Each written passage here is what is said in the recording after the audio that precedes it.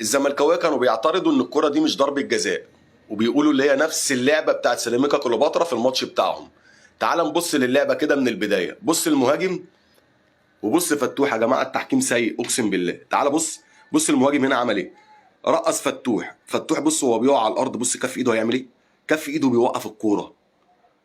كف ايده وقف الكوره واضحه جدا، والفار اكد عليها اللي هي ضربه جزاء. دي لعبه. وتعال نبص لعبه بتاعت سيراميكا. بص في التحام ما بين ناصر منسي والمدافع. الالتحام ادى لسقوط المدافع على الارض وهو بيقع الكوره جت في ايده.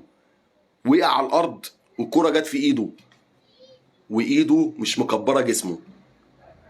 تعال نبص من زاويه تانية عشان حضرتك تتاكد، عشان حضرتك ما بتتاكدش بسهوله وما بتقتنعش بسهوله، بتشوف اللي ليك بس. بص الكوره التحام عادي خالص، وقع على الارض. يعمل ايه طيب؟ بص هنا دي ما اتحسبتش ضربه جزاء لسموحه، واتحسبت سيميليشن على حسام حسن واتطرد.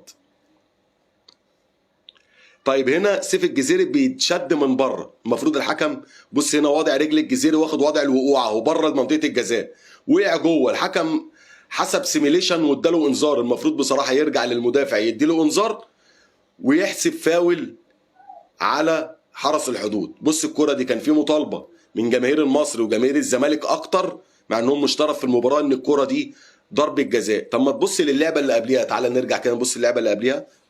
بص فخر الدين بن يوسف بيعمل ايه؟ في دفع بايده ليحيى عطيه الله.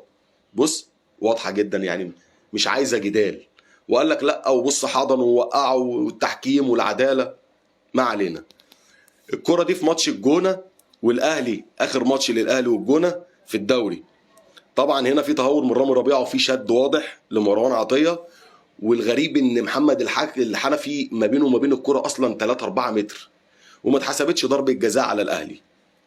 كانت ممكن برضو تغير نتيجة المباراة، كان يبقى 1-1 والمباراة ممكن تروح في حتة تانية، والفار ما حسبهاش. تمام. انا وريت بس التحكيم المصري، انت عليا وعليك مش عليا انا بس. الكرة دي اتحسبت سيميليشن على المهاجم. بص في شد من البداية اهو. تمام. اللاعب خد خطوة والتانية وقام واقع.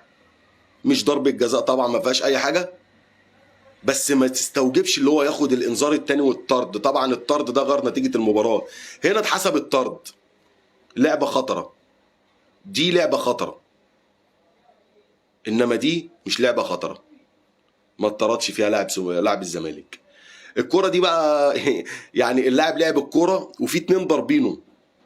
بص بعد ما لعب الكره حصل تلامس وتهور من حسام ومن المسلوسي، وما اتحسبتش ضربه جزاء. بص رجله رايحه فين. بص وبص رجل المسلوسي بتعمل ايه من ورا. ما اتحسبتش ضربه جزاء. طب هنا الكره دي انا مش عارف حسب ضربه جزاء ازاي. الكره جايه في لاعب الحرس هو اللي لعبها الاول بركبته. بص على الكره بالبطيء اهو. الكره اتلعبت. انا مش فاهم اتحسبت ضربه جزاء ازاي. يا جماعه الحكم سيء عليا وعليك. لو عجبك الفيديو ما تنساش متابعه اخوك الاهلاوي. انا تعبت في الفيديو، يا ريت تبعتها له عشان يسكت.